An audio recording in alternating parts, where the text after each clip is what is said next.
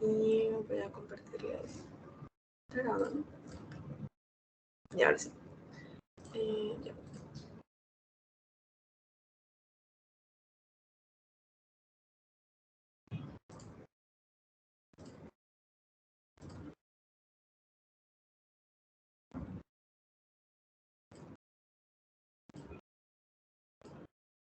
¿Me avisan si ven la pantalla, porfa? Es así, con ven el PPT. ¿Sí se ve? Sí, ya, genial. A ver qué carrera.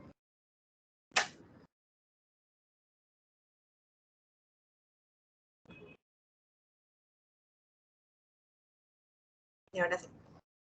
Ya, entonces vamos a empezar otra vez la clase, la última asesoría, pero antes vamos a hacer lo que es un repasito de la clase pasada, que vimos 3 patrones en general. Entonces, la primera pregunta, ¿qué signo radiológico señalan las flechas? A ver, la primera flecha, ¿se acuerdan qué signo les hablamos la semana pasada? Es de una complicación, de una patología. ¿Se acuerdan? ¿No? Ya, bueno. Acuérdense. ¿Cómo? ¿De luna? Ajá, ese es también un nombre que se le puede llamar, o si no, también se le llama signo del menisco.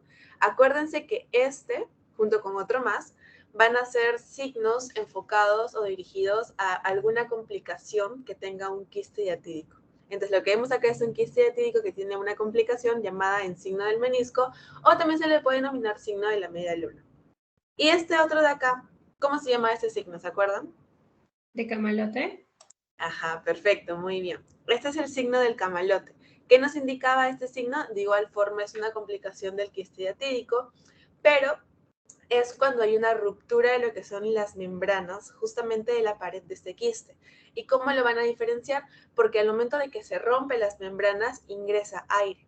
Por eso es que en la parte superior lo van a ver de color, bueno, de tonalidad radiolúcido, o sea, negro, porque nos indica que acá hay aire.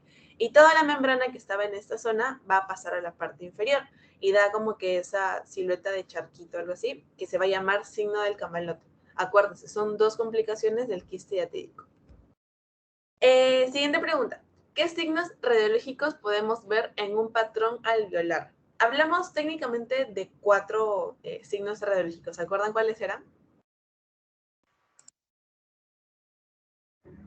Así en desorden, no importa. ¿Se acuerdan cuáles eran?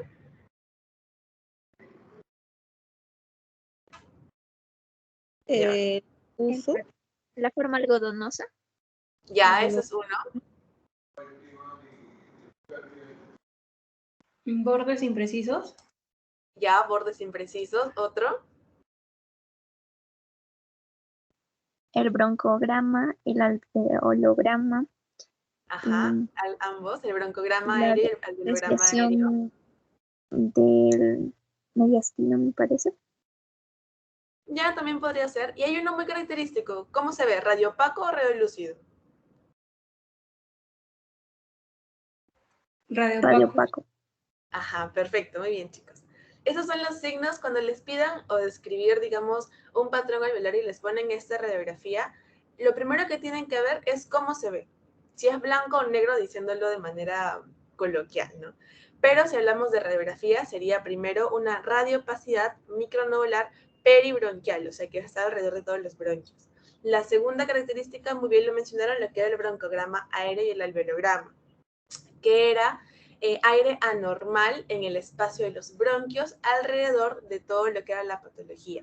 Justamente esto que ven acá, esta radiolucidez, es los bronquios, aire anormal en los bronquios que nos indican un broncograma aéreo.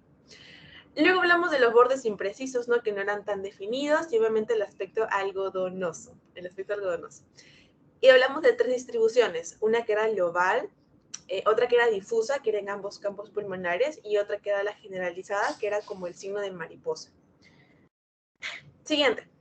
En una telectasia por obstrucción encontramos el mediastino. Esta pregunta, la verdad, es más para ustedes ya cuando profundicen en el tema de la telectasia. Creo que no se lo mencionan en su teoría, por eso se los voy a decir. Cuando nosotros hablamos de atelectasia teníamos tres tipos. Una que era por obstrucción, por compresión y otra que era enfocada a patologías crónicas como fibrosis pulmonar, etcétera, ¿no? Que hacían que la estructura del pulmón se haga más dura y pues no haya un correcto intercambio de oxígeno. ¿Qué pasa con justamente, lo voy a escribir, qué pasa con la atelectasia por obstrucción y la atelectasia por compresión? En la atelectasia por obstrucción, generalmente el mediastino lo que va a hacer es irse hacia el lado de la lesión. O sea, si tenemos, por ejemplo, un pulmón derecho con una atelectasia, lo que va a hacer el mediastino es irse hacia el lado del pulmón, ¿ok? Esto generalmente y esta regla va más que nada para atelectasias completas, atelectasias de gran intensidad, porque ustedes se acuerdan que la atelectasia, que era el lóbulo superior, de cualquier pulmón, se iba para el lado contralateral. En el caso de las atelectasias, digamos, masivas, completas, así, de gran intensidad, en una atelectasia por obstrucción, que pueden ser, por ejemplo, por objetos, un niño se traga una pila, una moneda, lo que fuera, y genera una obstrucción, eso hace que el mediastino se vaya hacia el lado de la lesión. Lado de la lesión. ¿Qué pasa en una atelectasia por compresión? ¿Se acuerdan que el primer mecanismo para generar una atelectasia por compresión era el derrame pleural? Es como si hubiera más líquido en esta zona. Entonces, ¿qué hace el líquido? Va a empujar toda la parte pulmonar, incluyendo el mediastino, hacia el lado contralateral. Por eso, en una atelectasia por compresión, el mediastino se va a encontrar hacia el lado opuesto de la lesión. Lado opuesto de la lesión. Eso es más que nada para que ustedes conozcan ya más a profundidad en sí el tema, cómo es que también se puede distribuir el mediastino según el tipo de atelectasia. En su teoría no se los mencionan, pero igual se los dejo de dato para que ustedes lo tengan presente, para que no se les haga raro si es que está para un lado o para el otro. ¿Ok? Entonces, en una atelectasia por obstrucción, ¿cómo encontramos el mediastino? Desplazado hacia el pulmón atelectásico, o sea, hacia el lado de la lesión. ¿Ven? Cómo está ahí desplazado hacia el lado de la lesión. Y por último, ¿qué patrón se observa en la siguiente radiografía? ¿Se acuerdan cuál era el patrón? Nodular. Ajá, muy bien. Es un patrón nodular. ¿Y por qué es un patrón nodular? Porque característicamente va a medir menor a 3 centímetros, a diferencia de una masa, que va a ser más grande. Y en base a lo que están viendo, ¿dirían que es un nódulo benigno o un nódulo maligno? Benigno. Muy bien.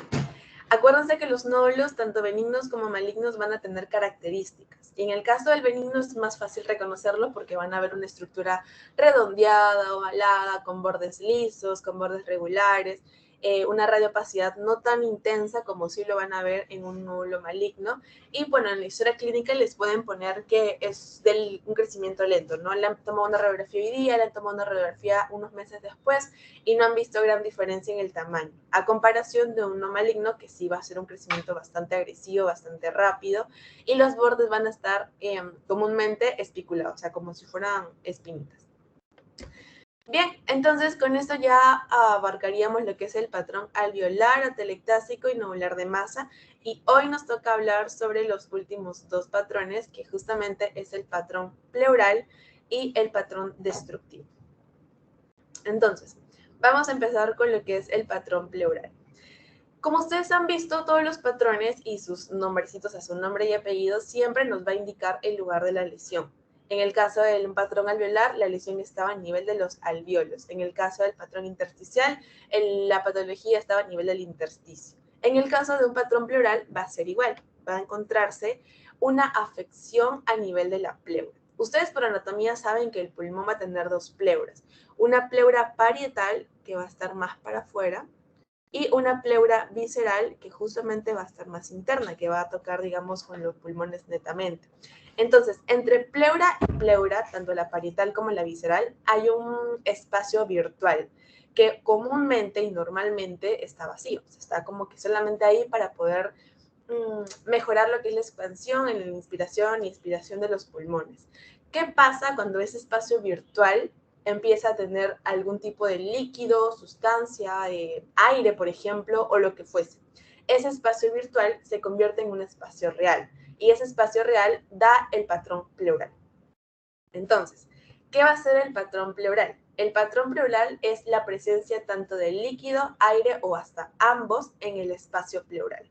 Y esto nos va a dar patologías. Obviamente, si va a tener líquido en esa zona, va a ser un derrame pleural.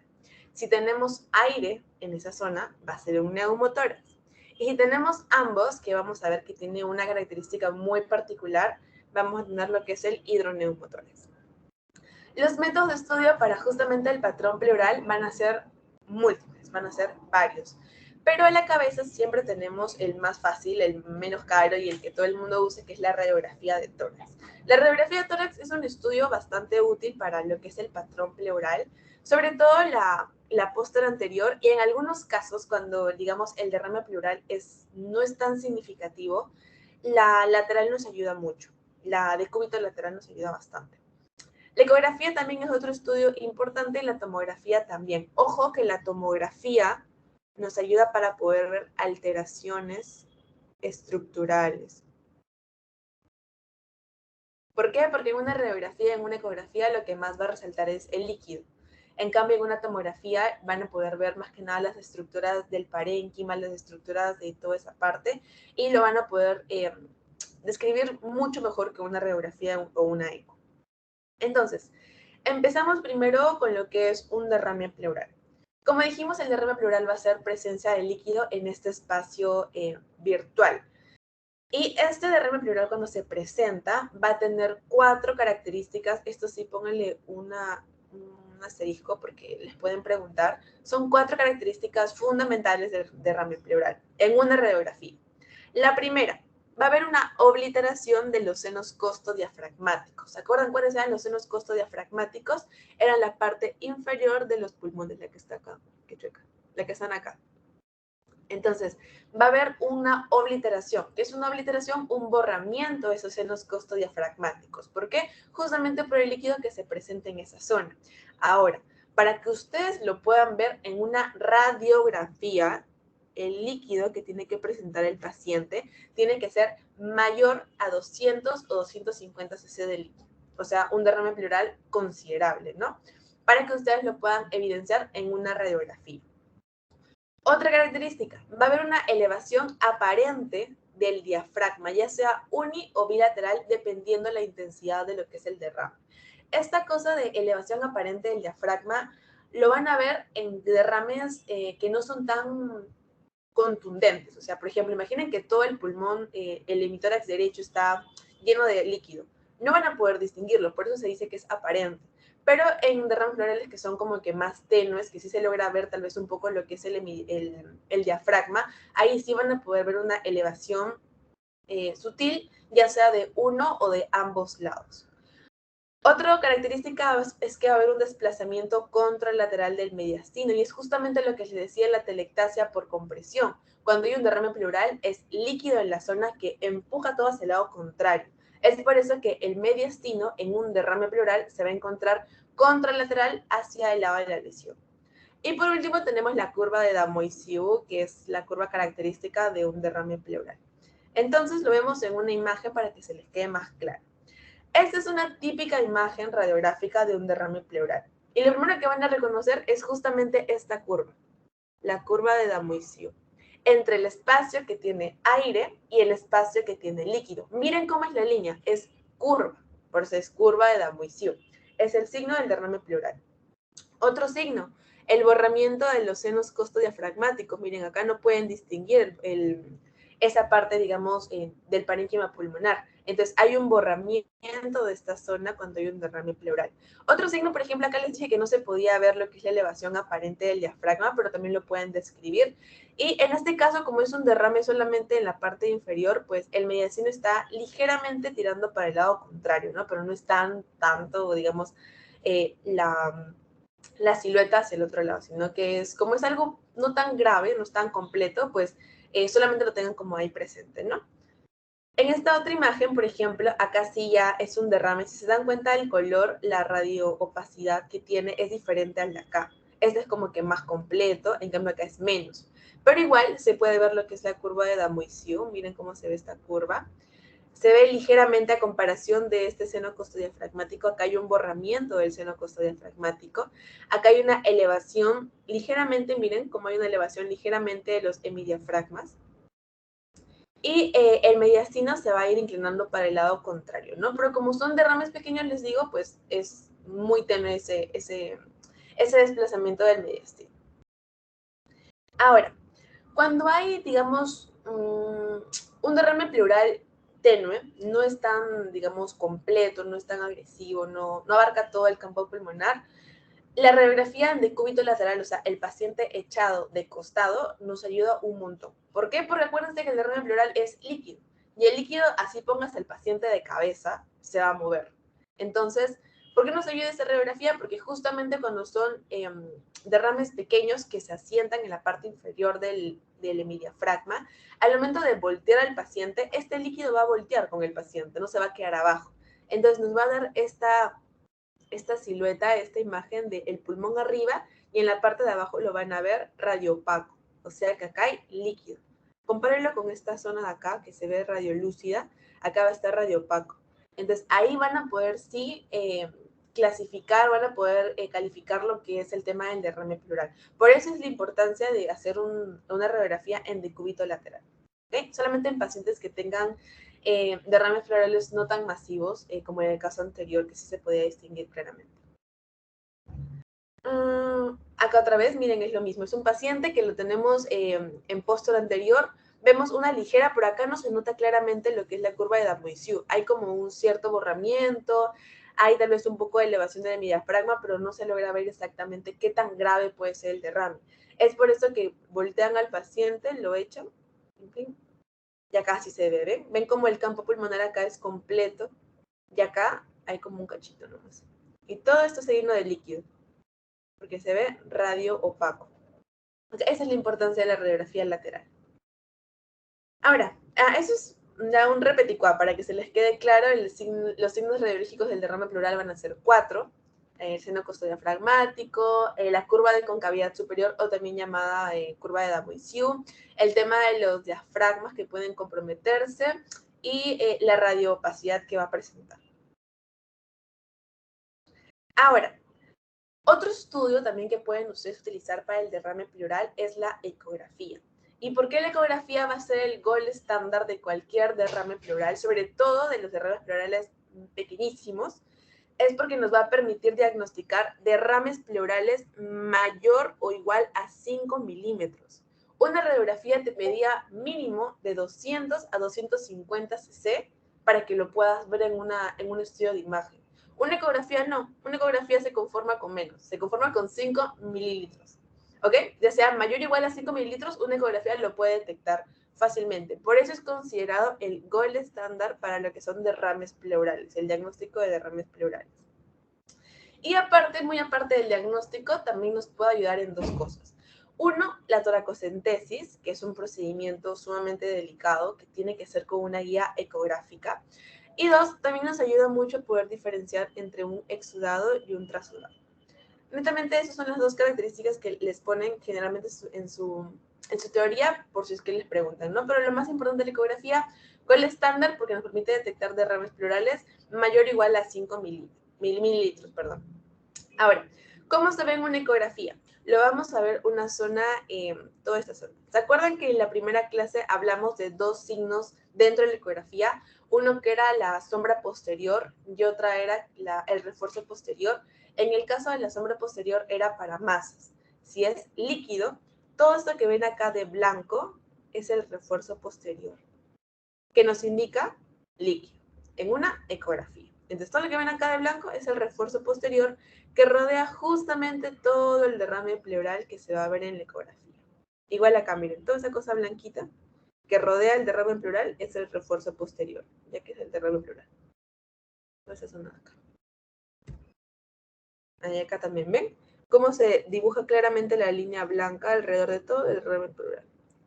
Ayuda mucho para poder delimitarlo. Entonces, eso es importante que lo sepan reconocer. Toda esa zona de acá es el refuerzo posterior.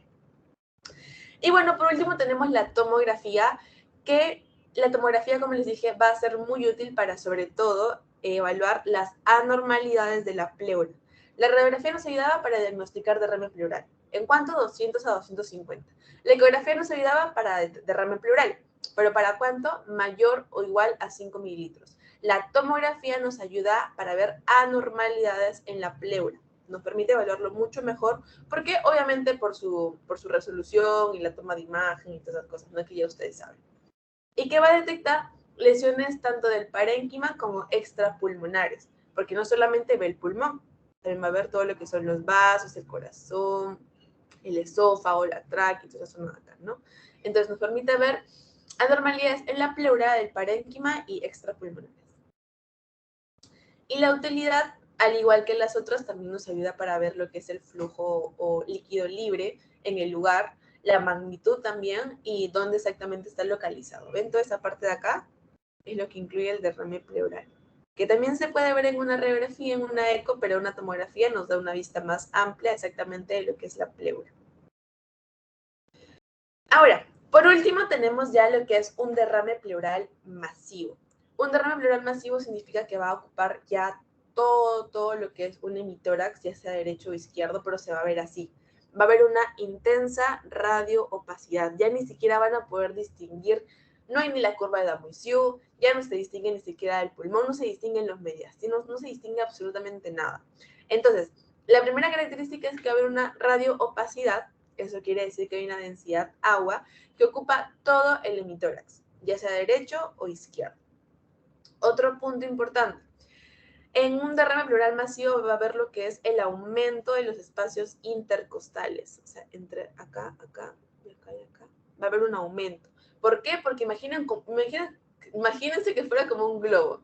Empieza a expandirse, expandirse, expandirse, y eso hace que todo ese campo que estaba acostumbrado a un tamaño se expanda demasiado, y por eso hace y obliga a los espacios intercostales a aumentar de tamaño. ¿Ok? La tercera característica es que va a desplazar las formaciones anatómicas hacia el lado sano. Ya ni siquiera pueden distinguir mucho lo que es el mediastino, pero si hay un montón de líquido en una zona, va a empujar todas las partes anatómicas, corazón, vasos, tráquea, esófago, todo lo que puedan imaginarse hacia el lado contrario de la lesión. Y obviamente a ver lo que es el borramiento de los hemidiafragmas y el mediastino, ¿no? Miren, ni siquiera se logra distinguir nada ni del hemidiafragma ni del mediastino en un derrame pleural masivo. Igual acá creo, miren, esto ya es una tomografía donde ya lo van a poder distinguir mucho mejor. ¿Y por qué era importante la tomografía? Porque nos ayudaba justamente a ver todas las estructuras externas, extrapleurales y todo lo que es el parénquima pulmonar. Miren, este es un derrame masivo, un derrame pleural masivo. Y todo lo empuja para el lado contrario. Bien, chicos, hasta ahí, ¿alguna pregunta sobre el derrame pleural? ¿Todo claro?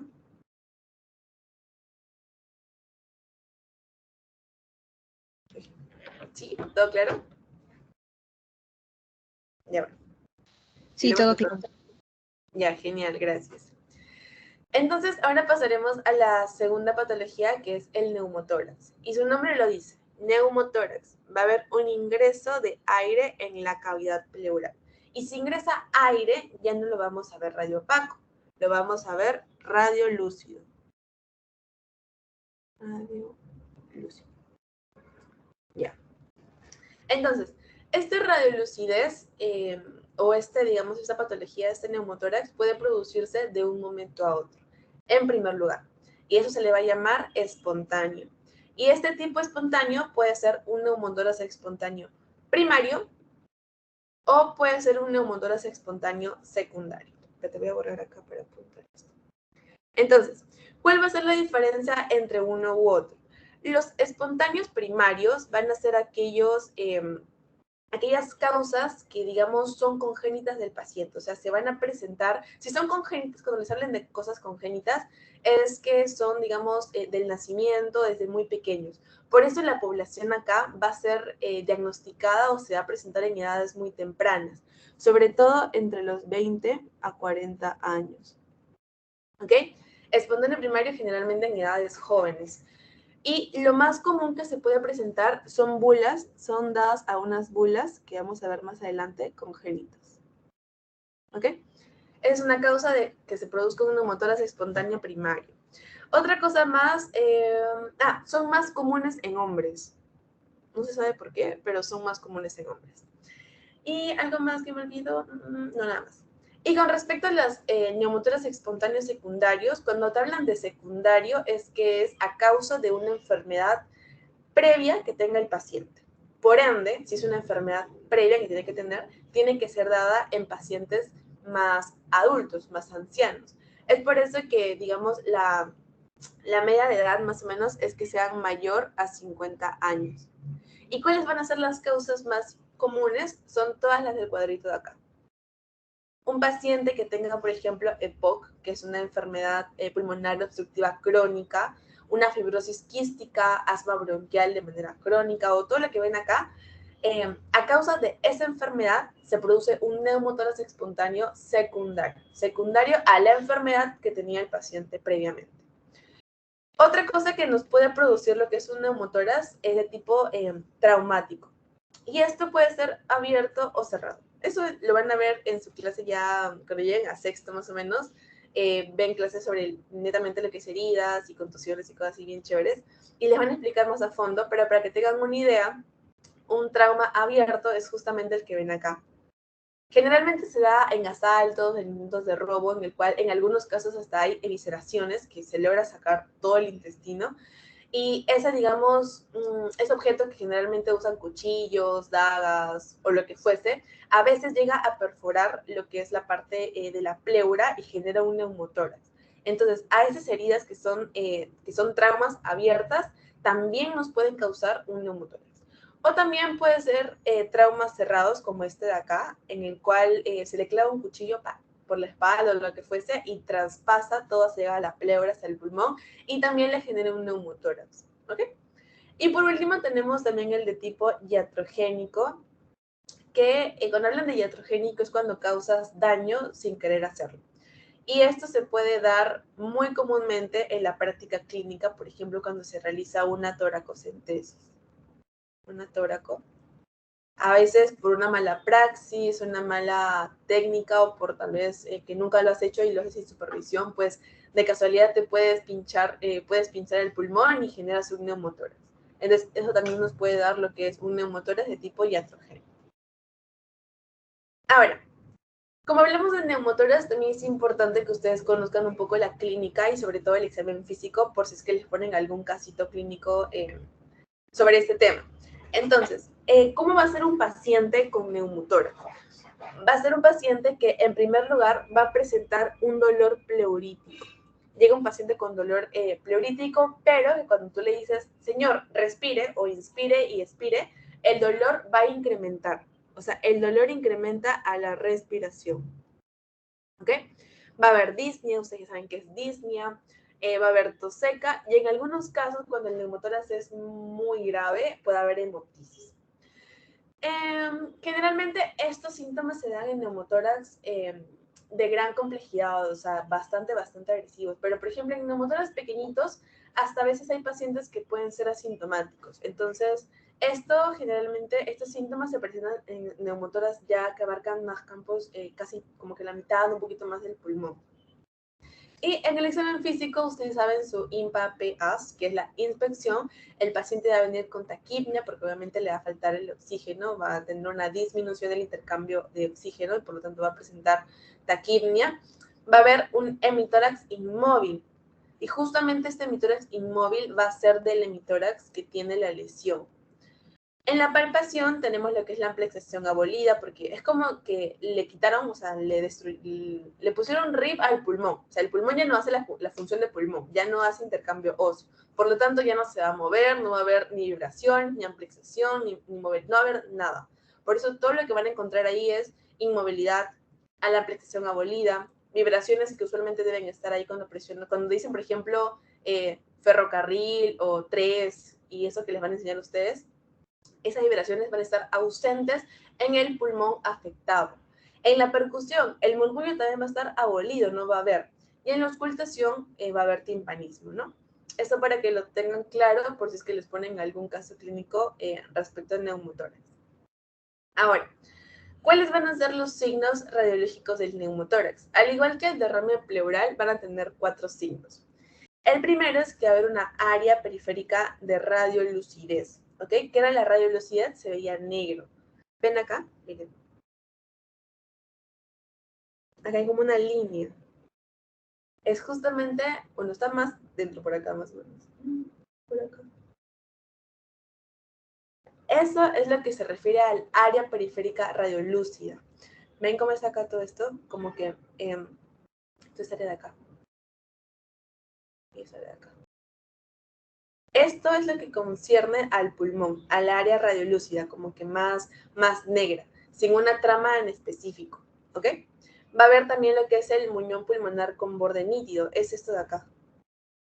El muñón pulmonar. El pulmón se hace chiquitito, como si fuera una pelotita, se pone chiquitito porque ya no hay esa presión debido al trauma o lo que fuese para que se mantenga expandiéndose y haciendo inspiración y expiración. Entonces, ¿cómo se va a volver? Se va a volver como un puñito. Y eso lo pueden describir como un muñón pulmonar con bordes nítidos. Otro es que va a haber el signo de la columna desnuda. ¿Por qué? Porque todo el mediastino se va a ir como que para el otro lado. Miren. Y el esófago y toda la parte que, digamos, tapaba a lo que es la columna se va a ir para el otro lado. Y es por eso que ustedes van a poder ver toda la parte de las columnas, sobre todo las apófisis espinosas. Y es por eso que otro signo de un neumotórax es el signo de la columna desnuda. Y en este caso, a diferencia del derrame pleural, los hemitórax se van a encontrar, hemidiafragmas, perdón, se van a encontrar aplanados para acá. ¿Ok? Y ya. Esos 3. Entonces, por ejemplo, acá tenemos lo que es un neumotórax. Si se dan cuenta, en la parte de acá ven lo que es este muñoncito chiquito y toda la parte radiolúcida que lo difiere. Miren, acá hay como una línea. ¿Ven? Este es el área definida radiolúcida que podemos ver y el muñoncito pulmonar en la parte de acá. Igual acá, miren. Miren acá. Hay como una línea. Al comienzo tal vez es un poco difícil de poder distinguirlo, pero se van a ir acostumbrando. ¿Ven? Entonces acá hay como una línea. ¿Ven cómo hay una línea acá? Y divide una parte más blanca de una parte más oscura. Ya, eso, digamos, es el neumotórax. El área que, digamos, divide, o ese borde que divide entre el pulmón que se va haciendo cada vez más pequeño y el área donde está, digamos, entrando lo que es el aire, ¿no? Entonces van a ver esta línea o estos bordes bien nítidos para poder distinguir un área de la otra. Y comúnmente van a ver lo que es el muñón pulmonar, ¿no? Cuando ya se hace más pequeño. Y por último tenemos lo que es el hidroneumotórax, que como les dije es una combinación tanto de presencia de aire como de líquido en la cavidad pleural. Entonces, ¿cómo se va a ver una radiografía con hidroneumotórax? Se va a ver así. En la parte superior lo van a ver lleno de aire y en la parte inferior lo van a ver lleno de líquido. Por eso es un hidroneumotórax. ¿Y cómo van a diferenciarlo de un derrame pleural? Yo les dije que había una curva de Damoiseau en el derrame pleural. En un hidroneumotórax no va a haber curva, va a ser una línea horizontal que va a dividir. Entonces, cuando hay una línea horizontal que divide aire del líquido, eso es un hidroneumotórax. A diferencia de un derrame pleural, que era la curva, que era ya más así, ¿no? Sí. Eso sería ya un derrame pleural. Bien, eso sería, digamos, con respecto a lo que compete el patrón pleural. ¿Tienen alguna duda con respecto a eso?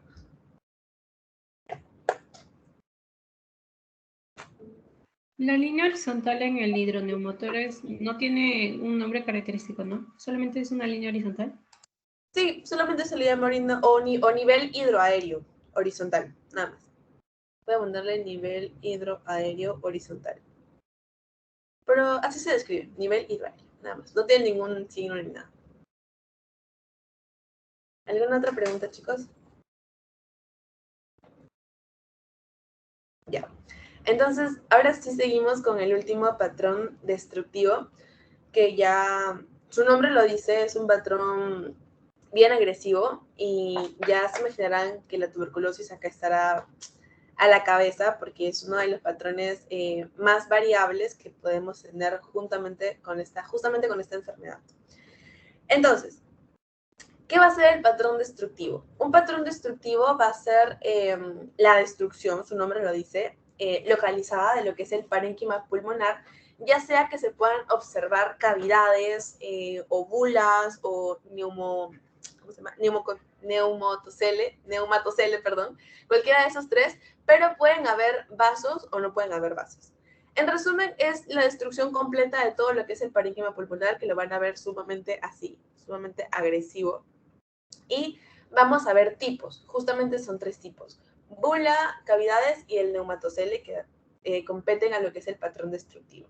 Los mecanismos que pueden tener son múltiples, se imaginarán que todos son agresivos. Por ejemplo, el primero es que hay una ruptura de lo que son las fibras elásticas pulmonares, ya no hay un seguimiento del patrón de, digamos, del alveolo o del intersticio o de la pleura, lo que fuese, no, acá hay una ruptura de todas esas redes fibróticas que existían en el pulmón.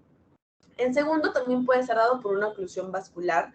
Cuando ocluye un vaso o una región, deja de llegar oxígeno. Si deja de llegar oxígeno a un tejido, hay disminución de la perfusión. Por lo tanto, nos lleva a una isquemia y a una necrosis isquémica. Entonces, en este patrón vamos a hablar mucho de lo que es necrosis, isquemia y lo que son oclusión de vasos sanguíneos también. Otro puede haber dilatación bronquial. También puede haber una dilatación bronquial, remodelación de la arquitectura pulmonar y lamentablemente no para bien. Hay un cambio completo de la estructura pulmonar porque ya no genera o ya no sigue un patrón común o normal de la pleura o del parénquima pulmonar. Y las causas pueden ser multifactoriales o hasta desconocidas, ¿no? Es múltiple. Entonces, el primero de todos y el que hablamos es el de la bula o bulla. Por ejemplo, se le dice bula. ¿Qué va a ser una bula? No va a ser más que un espacio aéreo causado por una ruptura del intersticio pulmonar. Entonces, me preguntan, ¿qué es una bula? Es un espacio aéreo causado por una ruptura del intersticio pulmonar. Acá, ¿cuál va a ser la clave? Acá también es importante que se acuerden lo que son los tamaños. La bula va a ser mayor a 1 centímetro. Esto que ven acá, que es como una cavidad, pero no es una cavidad, es una bula, que tiene, y es una característica muy importante, miren los bordes. Los bordes van a ser sumamente delgados. Va a medir menos o igual a 1 milímetro. Y esa es la clave para que ustedes puedan diferenciar una bula de una cavidad. Las bulas van a ser espacios aéreos mayores a 1 centímetro, pero que su borde, su pared, va a ser muy, muy delgada. Miren eso. Va a ser muy, muy delgada. ¿Okay? Miren esa siguiente imagen. Esto de acá es una bula, con espacio de aire obviamente mayor a 1 centímetro, pero que su borde va a ser bien delgadito. Su borde delimitado va a ser bien, bien delgadito, menor o igual a 1 milímetro. ¿Qué pasa con la cavidad? La cavidad, y la clave acá para que ustedes puedan diferenciarlo, es que el borde va a ser de pared gruesa. Miren este borde de acá. Lo que rodea la cavidad, de igual forma, igual que una bula, va a ser un espacio lleno de aire, pero que su borde va a ser grueso, va a ser de pared gruesa. Esa va a ser la diferencia entre una bula y una cavidad. ¿Ok? La bula puede estar dentro de una consolidación pulmonar, de más, uno se puede encontrar en cualquiera de esas. Y a veces va a contener líquido. Pero lo más común es que sea solamente una cavidad llena de aire con paredes gruesas. Y, perdón, ya. Ven, es una radiografía. En el caso de las cavidades nos ayuda mucho una tomografía. Ustedes ya se imaginarán por qué. Porque toda la parte de la cavidad, toda la pared gruesa que se veía de manera sutil o clara en la radiografía, en una tomo se puede ver mucho mejor. ¿Y por qué nos importa eso? Porque nos ayuda a delimitar todo lo que es la cavidad y si es que compromete alguna parte, digamos, de pariliar o de los bronquiolos o algún vaso, nos ayuda mucho para poder delimitarlo. Entonces, una tomografía en una cavidad, a veces es importante solicitarla, pero con una radiografía, como pudieron ver, también basta. Entonces, miren acá, estas son famosas cavidades. Miren la pared. No me pueden decir que es una bula porque las paredes son delgadas. En el caso de la cavidad, miren, son gruesas. Acá también Son bien, bien gruesas. Acá tenemos. Gruesas, gruesas. Esas son cavidades. Y por otro lado, también les dije que teníamos lo que era el neumatocele. El neumatocele se va a parecer mucho a lo que son las bulas, sobre todo por su pared delgada. Pero acá la clave, y también pónganlo como un signo de asterisco porque les voy a preguntar, el paciente para que desarrolle un neumatocele tiene que tener como antecedente neumonía. Sobre todo neumonía. Traumatismo también puede ser, pero sobre todo neumonía. ¿Por qué? Porque este neumatocele va a ser un quiste secundario a neumonía. Entonces, si el paciente tiene como antecedente neumonía, es más común que desarrolle un neumatocele a que lo desarrolle como una bula. Y en su fase aguda va a tener una pared más gruesa, que con el tiempo, si ustedes lo van guiando, lo van haciendo un seguimiento, van a ver que esa pared gruesa con el tiempo se va a adelgazar. Una cavidad no, una cavidad se queda gruesa y se queda gruesa, es una cavidad.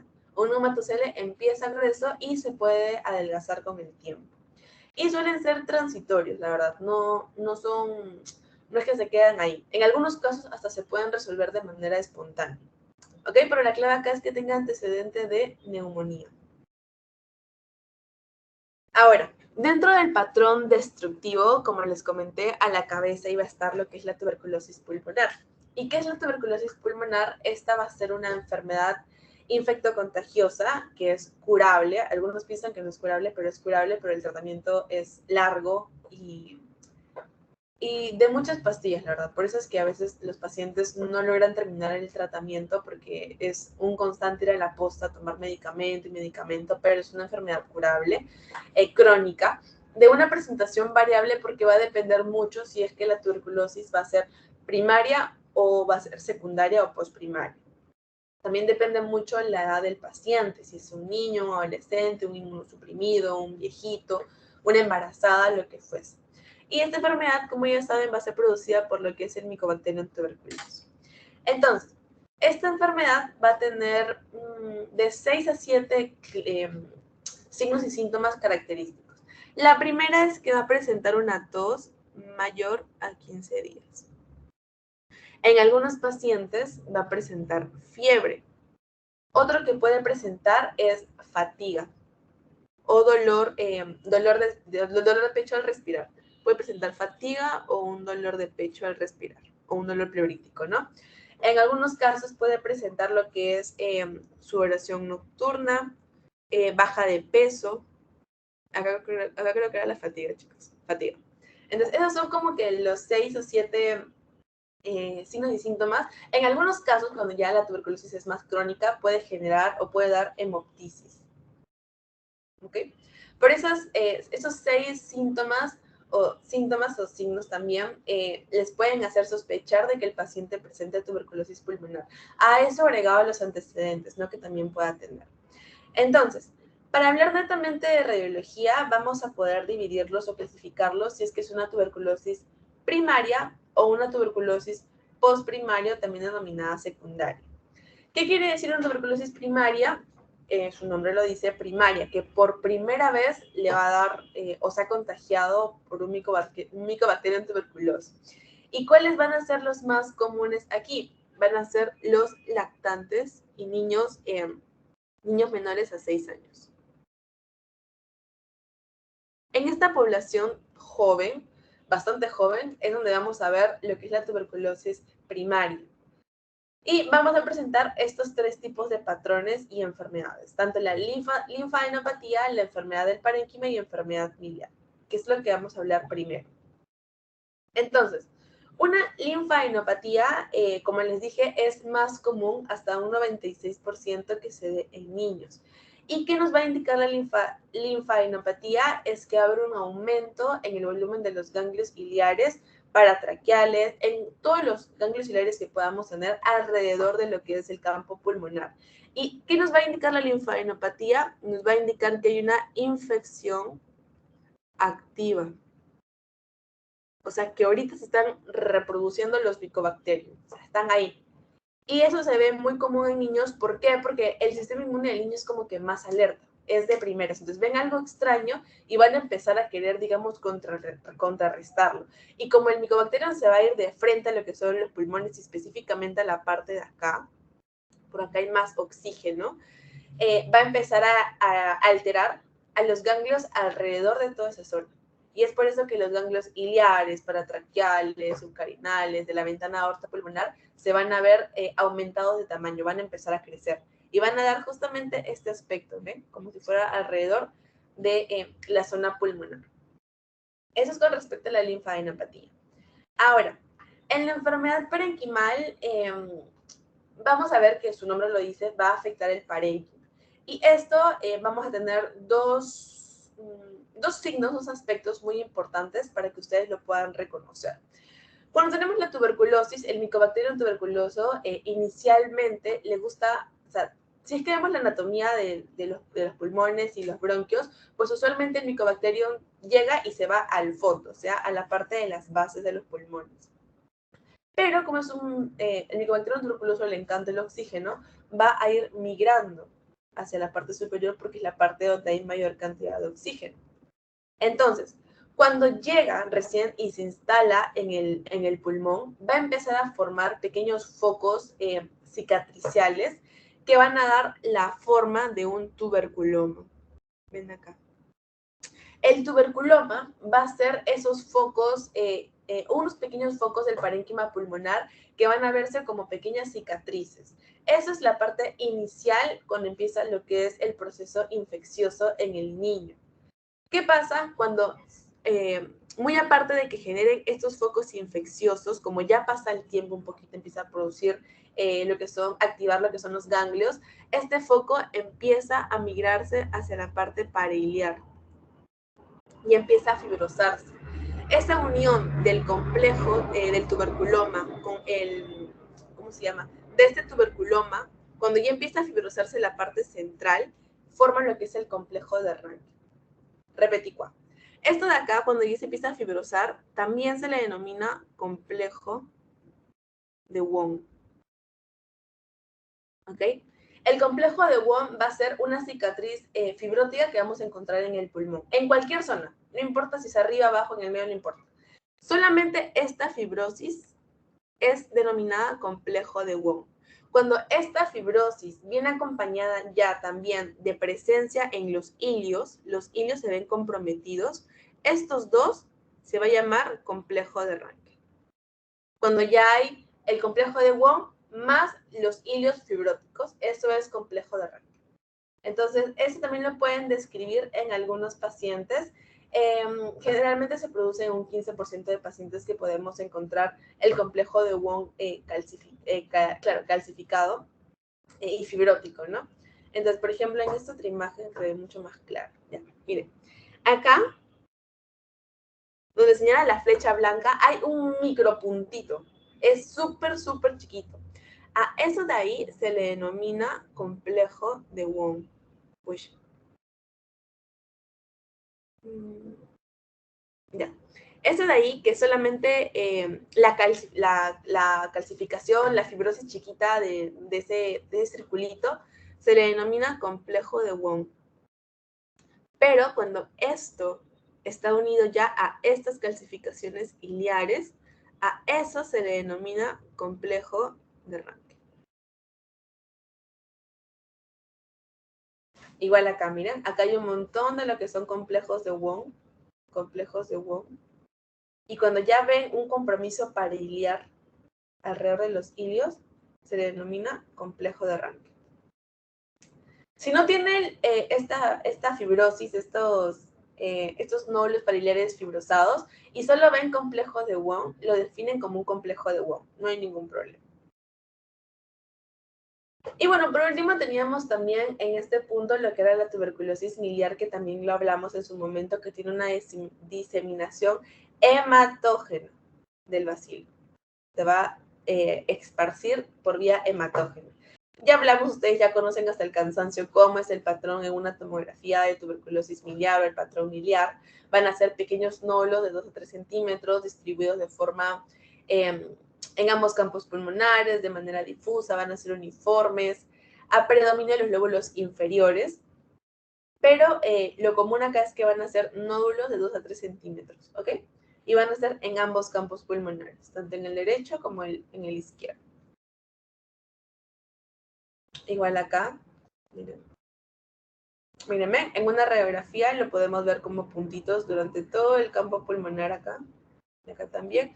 Y en una tomografía ya lo vemos como puntiforme bilateral, o sea, en ambos campos. Tanto en el lado de acá como en la de acá. Es una tuberculosis miliar. Entonces, esos serían los 3 tipos que van a encontrar si es que presentan una tuberculosis primaria. Pero, ¿qué pasa en aquellos pacientes que ya son más adultos, ya de más edad, y ya han tenido contacto? Porque, o sea, ustedes es que han podido ir al hospital o lo que fuese, ya tienen, digamos, cierta reserva inmunológica de lo que es la tuberculosis. Posiblemente tengamos Mycobacterium tuberculoso, pero no lo desarrollamos porque nuestro sistema inmune está súper bien. Pero en aquellos pacientes inmunocomprometidos, abuelitos, que no se alimentan bien, que están con sus defensas muy bajas, pues sí se va a producir lo que son los síntomas. Entonces, en aquellos pacientes que ya han tenido anteriormente lo que es una tuberculosis y se vuelven a infectar de tuberculosis, a eso se le llama una tuberculosis postprimaria o una tuberculosis secundaria. Y esta va a dar 5 manifestaciones. Puede ser dada por una enfermedad del parénquima, puede ser dada también por una diseminación broncógena, va a haber lo que es una extensión pleural, va a haber cavitaciones y vamos a hablar también de las secuelas que puede dejar. Entonces, ya. Entonces, el primero es la enfermedad parenquimal. Vamos a empezar con lo que es el tipo de enfermedad parenquimal. Vamos a tener acá lo que es un infiltrado de tipo intersticial que va a afectar a todo el alveolo. Como les dije, la tuberculosis es una enfermedad que tiene unido varios patrones. Vieron que había el patrón, el de tipo miliar. Acá vamos a hablar también del tipo intersticial, cómo afectaba también a nivel del alveolo. Vamos a tener el patrón alveolar. Van a ver lo que son opacificaciones de una consolidación parenquimatosa mal definida, lo que era también, como de aspecto puede ser algodonoso, pero esa también tiene que ver más que nada con el parénquima como tal. Y van a ser consolidaciones, ¿ok? Lo van a ver de una forma radioopaca. Tiene más predilección por los lóbulos superiores, por lo que ya les expliqué, porque en el lóbulo superior hay mayor cantidad de oxígeno. Es por eso que el micobacterio le encanta ir al lugar de oxígeno y por eso se va a instaurar más en la parte superior. Y acá va a haber ya una ausencia de linfadenopatías. ¿Por qué? Porque las linfadenopatías se activaban cuando era primario, cuando era por primera vez que reconocían el micobacterio y pues tenían que hacer memoria para poder recordarlo, ¿no? Y poder combatirlo. En el caso de una postprimaria, pues ya no pueden hacer eso y por lo tanto ya no hay esa linfadenopatía que los podía defender y hay una ausencia de esta linfadenopatía en las partes de los ilios, de los ganglios, perdón. Entonces lo van a ver así, ¿no? Miren, todo ese lóbulo superior derecho, cómo lo van a ver radiopaco, de bordes indefinidos, puede ser que tenga algún tipo de compromiso parenquimal, la linfadenopatía no va a haber. Entonces también lo pueden, digamos, describir de esa manera. Otro tipo es la que vamos a ver lo que es la diseminación broncógena. En el caso de pacientes que tienen tuberculosis postprimaria, vamos a tener lo que es la diseminación broncógena. ¿Y qué es la diseminación broncógena? Es cuando hay un colapso lobar o una hiperinflación, impactación también mucoide. ¿Y cómo es que lo vamos a diferenciar? Va a haber un signo característico que se va a llamar árbol en brote. Este árbol en brote que generalmente se da más que nada en los extremos, o sea, por acá, miren, por acá, son como ramas que se van a ir hacia la periferia de los pulmones. ¿Qué nos va a indicar eso? Que en estos pulmones se está viendo lo que es una diseminación de tipo broncógeno, ¿ok? Eso nos va a indicar lo que es el árbol en brote. ¿Y qué nos va a indicar? Que hay una diseminación, que hay una tuberculosis activa. Eso es como una secuencia. Ustedes ven lo que es un árbol en brote, piensen que se está diseminando, se está esparciendo. ¿Cómo se esparce? De manera broncógena. Si se esparce es porque hay una tuberculosis activa que se está multiplicando. ¿Ok? Miren acá también. Estas de acá que ven como unas ramitas, a eso se le denomina árbol en brote, que es común en una diseminación broncógena. Igual acá, como les dije, es muy común que se vaya a la periferia, sobre todo en los pulmones, ¿no? En la parte de la periferia. No es que tenga un área o un lóbulo en particular, se puede esparcir en cualquiera, tanto en el lado derecho como en el lado izquierdo, como superior, medio e inferior. Y lo vamos a encontrar de una forma más dilatada, eso es lo que nos indican estas ramitas, que esa zona está más dilatada porque en una tomografía o una radiografía no se ve de manera usual, pero cuando hay una diseminación, pues es como que se agrandan y se empiezan a esparcir, ¿no? Y eso nos da el signo del árbol en brote. Otro punto u otra cosa que nos puede dar una tuberculosis postprimaria es el derrame pleural, que ustedes ya lo han visto. Generalmente es unilateral y tiene todas las características normales de un derrame pleural. O sea, la curva de Damoiseau, el borramiento de los senos costodiafragmáticos, la elevación de los semidiafragmas, ya sea uni o bilateral. Y en este caso pueden ser pequeños y están asociados a lo que es una enfermedad parenquimal, o sea, la tuberculosis, ¿no?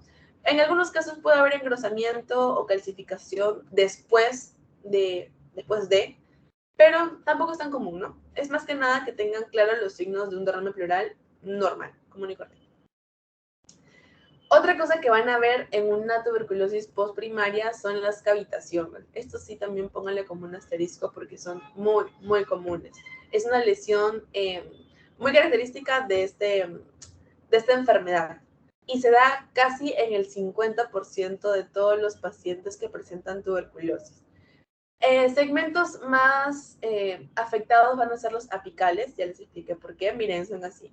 Y las cavitaciones son como les expliqué, van a ser de paredes gruesas que van a estar infiltrando en la parte superior de los pulmones. En una radiografía se puede ver así, miren, la pared es sumamente gruesa y en una tomografía también se puede ver, miren, cómo es completamente destructivo, ¿ok? Y van a estar en zonas de consolidación, o sea, como la tuberculosis va a tener zonas, van a encontrar, en esas zonas de consolidación, van a encontrar estas cavitaciones, que no son signos que se van a presentar en un paciente que tiene la tuberculosis de acá 1 o 2 semanas, no son elementos, son cavitaciones que se van a presentar en pacientes que ya son de larga data, no tienen la tuberculosis, no siguen un tratamiento, se siguen exponiendo y pues eso va progresando con el tiempo hasta que llega a tener síntomas ya más graves, síntomas respiratorios, donde recién se da cuenta, es una tomografía, una radiografía y ven las cavitaciones. Entonces, eso también es un signo muy característico de pacientes con tuberculosis en un patrón destructivo. Y por último tenemos ya lo que son las complicaciones. El micetoma es una complicación de lo que es la cavidad, es una complicación de una cavidad, donde tenemos acá, digamos, todo este patrón y genera como media luna. Se puede parecer a lo que es la complicación del quiste diatídico, pero lo que les va a dar, digamos, la diferencia entre uno y otro es la etiología. Por ejemplo, el micetoma, el que se va a encargar, y eso lo van a ver ya en un cultivo, en sus exámenes de hemograma y todas las cosas, lo va a dar lo que es ¿cómo se llama? El aspergillus. Es el más común que se puede dar en micetoma. En cambio, en el quiste diatídico lo que le da es el Echinococcus granulosus. Entonces, eso también les puede ayudar. No es como que muy común que lo puedan distinguir así como en una radiografía, pero tal vez con estudios también de laboratorio, cultivo y esas cosas, pues sí le van a poder distinguir una de la otra. No, pero es una complicación de una cavidad que también puede estar presente y pues se los han descrito para que ustedes lo conozcan. Y de igual forma, la tuberculosis, sobre todo la tuberculosis no tratada, la tuberculosis ya de larga data, pues va a tener varias complicaciones, no solamente las que hemos hablado, va a tener complicaciones que produzca derrames pleurales, que produzca cavernas, que son ya, digamos, no solamente una cavidad, sino ya es más grande, compromete bastante el pulmón. Puede generar también lo que es un neumotórax, bronquiectasias, puede haber un compromiso intersticial, como lo han visto, puede haber un patrón alveolar, pueden haber lo que son las bulas, lo que es los tractos fibrosos. En sí es un patrón, como su nombre lo dice, un patrón destructivo, que mientras más complicaciones tiene, va a tener más características de compromiso parenquimal. Entonces, esto de acá es importante que también lo recuerden porque también les pueden preguntar cuáles son las complicaciones de la tuberculosis. Y algo que me olvide... No, nada más. Entonces, eso sería, digamos, con respecto a las complicaciones. Igual, miren, por ejemplo, de acá, esto es un patrón completamente destructivo de un paciente con tuberculosis, donde podemos ver múltiples secuelas, sobre todo en la parte apical de los pulmones, en la parte superior. Se ven que son de tractos fibrosos, cicatriciales, que comprometen toda la parte superior, ¿no? No siguen un patrón en específico. Y comprometen también la parte pariliar. Igual acá, miren. Como les digo, en tuberculosis generalmente les van a poner clínica, porque es muy común que no solamente se dejen guiar por el estudio de imagen, sino también que hagan conjunto con la clínica. Y con lo que les expliqué, esos 6, 7 síntomas que les expliqué al inicio, pues pueden sacar rápidamente lo que es un patrón destructivo en un paciente con tuberculosis. Entonces, eso sería todo lo que concierne al sistema respiratorio. No sé si tienen alguna pregunta, duda, consulta. Si no, para pasarles el pasito de una vez. O si no, todo claro, chicos. Sí, todo claro, todo claro. ¿Cómo les fue esta semana en sus pasitos de diagnóstico? ¿Les fue bien? ¿Han ido mejorando?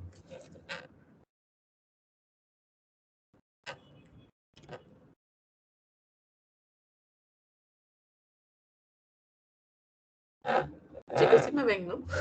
Así. Sí, se ve. Ahí, pues. Ya, bueno. Entonces, les voy pasando... Uy, les voy pasando el pasito. A ver. Voy a dejar de grabar.